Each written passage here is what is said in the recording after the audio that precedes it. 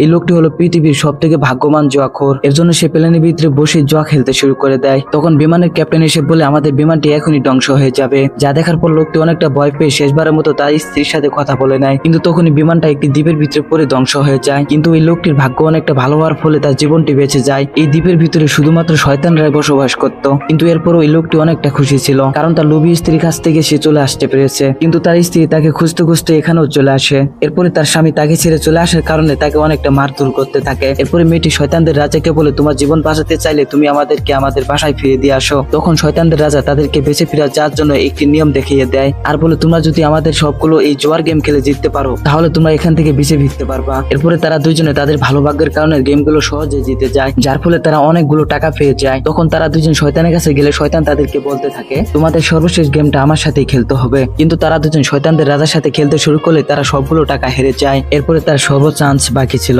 কিন্তু লোকটা যখনই সেটাকেও হারতে শুরু করে তার স্ত্রী প্রচন্ড রেগে গিয়ে তাকে একটি ঘুষি মেরে দেয়, যার কারণে তার সোনার দাঁতটি ভেঙে যায়। এরপরে এরা দুইজন ছোট্ট বাচ্চাটাকে সোনার দাঁতটি ঘুষ দিয়ে কাঠগুলো চেঞ্জ করে নেয়। তারপরে শয়তানদের রাজা যখন কাঠটি দেখায় তার কাছে শুধুমাত্র 4টি কাঠ ছিল, কিন্তু সেই লোকটি কাঠ দেখানোর পর তার কাছে অনেকগুলো কাঠ ছিল, যার কারণে শয়তানদের রাজা খেলায় হেরে গিয়ে তাদেরকে আবার বাড়ি ফিরিয়ে দেয়।